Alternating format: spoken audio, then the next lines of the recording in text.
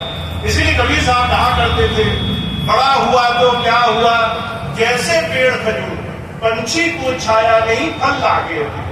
खजूर का पेड़ मत बनना, न किसी को फल मिलेगा न किसी को छाया मिलेगी।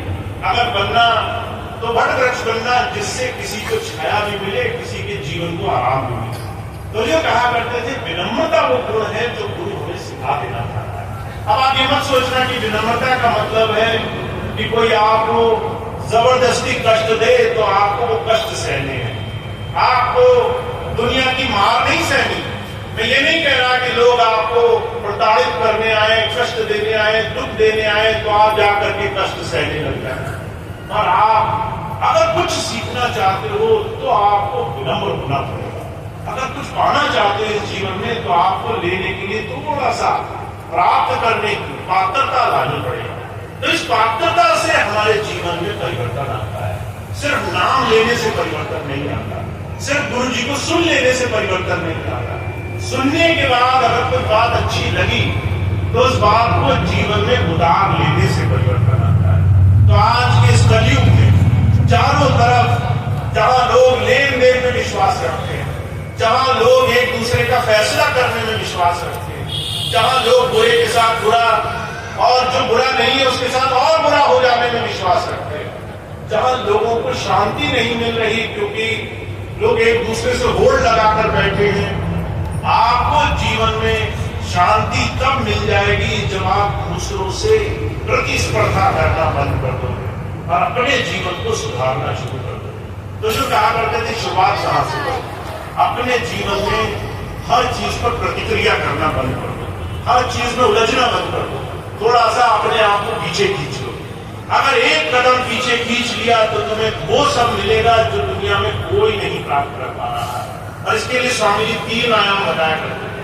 क्या करते थे? पहला आयाम शरीर का आयाम। आप शरीर से दुनिया से ज्यादा होड़ मत लगा कर रखो। दुनिया में जो भी सबको मिल रहा है उसके बाद भी लोग सुखी नहीं है। आप जो है उसमें सुख ढूंढना शुरू करो। आज जो है उसके लिए धन्यवादी होना शुरू करो। अभी गर्मी लग रही है, सोचो इसके क्या फायदे हो सकते थे और आपको कोई ना कोई फायदा दिख जाएगा।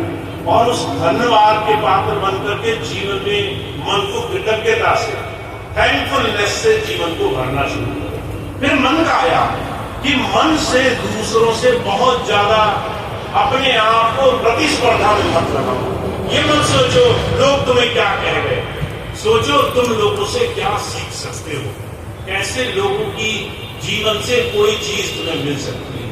कान के इतने कच्चे मत बनो कि कोई तुम्हें जरा सा कुछ बोल गया और तुम्हारा मन 24 घंटे उसमें लगा हुआ है। इस मन को भगा बनाओ, थोड़ा सा इस मन पर काम करो। और तीसरी चीज महाराज जी कह रहे हैं, आत्मिक स्तर पर थोड़ा सा भजन सिमरन भी किया करो। भजन सिमरन को टालो मत।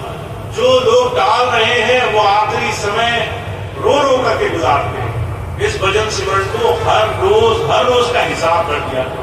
अगर आज संकल्प लिया है कि आधा घंटा बैठना है तो हर रोज कर लिया करो। चाहे तुम्हें सुबह मिले, शाम मिले, रात मिले, जब फुर्सत मिले तब वो काम करना है। जो लोग धीरे धीरे अपने लिए थोड़ा जिम्मेदार हो जाते हैं उनके जीवन में बहुत बड़े काम करता है। एक छोटी सी बात मैं आपको और बताता हूँ। बहुत से लोग आजकल कहते हैं हमारे पास समय नहीं है, फुर्सत नहीं है। आपको समय संसार में कभी नहीं मिलेगा। आप सोचते हो आपके पास कोई अलग से समय रखकर जाएगा कि 24 घंटे तो तुमने कर लिए, ये 1 घंटा तुम्हें और दिया, 25वां घंटा जिसमें तुम भजन करो। ये कभी नहीं होने वाला। तो आप ये मत सोचो कि आपको अलग से समय मिलेगा। इन्हीं 24 घंटे में समय निकालना पड़ेगा। इसी समय में से अपने आप को सही दिशा में जोड़ने के लिए संकल्प लेना पड़ेगा। पहले वो काम करने पड़ेंगे जिससे हम जीवन में निकल सकें, फिर वो काम करने पड़ेंगे जिससे दूसरों का विकास हो। तो हमारे स्वामी जी महाराज थोड़ा जोर दे रहे हैं कि भाई जीवन में आचरण को ले आओ। आचरण ही धर्म है, कहा सुना धर्म नहीं है। अगर तुमने गुरु की बात पर चलना शुरू कर दिया तो तुम्हारे जीवन में चमत्कार होने लगेगा। तो आपको अपने जीवन को इस तरह से जीना है जिससे आप हर दिन बीते हुए कल से बेहतर हो सको। आपको 1 साल जब हो जाए तो आपको ये गर्व होना चाहिए कि मेरा पिछला वर्ष इस वर्ष से कुछ कम था, मैंने मेहनत की और यहाँ तक पहुंचा। अगर आपको लगे कि पिछला वर्ष भी ऐसे ही था जैसा आज का था, तो फिर जीवन में समझ लो आप एक क्षण भी आगे नहीं बढ़े। समय तो गुजर गया, पर आप विकास के स्तर पर एक इंच बराबर भी आगे नहीं। तो वो सबसे बड़ी हार है, जहां आप आत्मिक स्तर पे आगे बढ़ न सको और समय आपका घटता चला है। तो हमेशा अपने आप को अपने बीते हुए कल से उसकी तुलना करके आगे जाना है, और इसके लिए आपको थोड़ा जागरूक होना है, खुद के लिए थोड़ा सा हिम्मत जुटानी है, जिससे जीवन में संतों का सानिध्य जीवन में लाभ में बदल सके। तो मैं सिर्फ इतनी बात आपको कहता हूं, विनम्रता से शुरुआत करो, विनम्रता का अभ्यास करो। अपने आप नहीं आएगी विनम्रता, आपको इसके लिए अभ्यास करना पड़ेगा। छोटे छोटे मौकों पर, छोटे छोटे अवसरों पर अपने आप को अच्छा बनाना पड़ेगा। थोड़ा सा गुस्सा कम करना पड़ेगा, थोड़ा अपनी वाणी पर लगाम लगाना पड़ेगा, थोड़े अपशब्द छोड़ने पड़ेंगे, थोड़े लोगों की बुराइयां छोड़नी पड़ेगी, थोड़ा सा लोगों की निंदाएं छोड़नी पड़ेगी। जब तक आप अपने जीवन पर अंकुश नहीं लगाओगे, तब तक आप गुरु जी के नहीं हुए, तब तक आप मन के भगत हो, और मन की भक्ति हमेशा नुकसान देती है, उससे किसी का लाभ नहीं होता।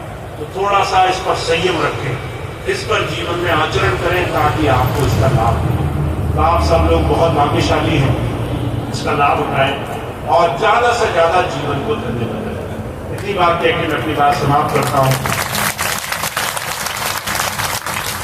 आज जितनी भी व्यवस्था के लिए चौहान साहब और बहुत से भाई बहनों ने कल से लेकर आज तक और पहले से भी इस कार्यक्रम को इस तरीके से सुंदर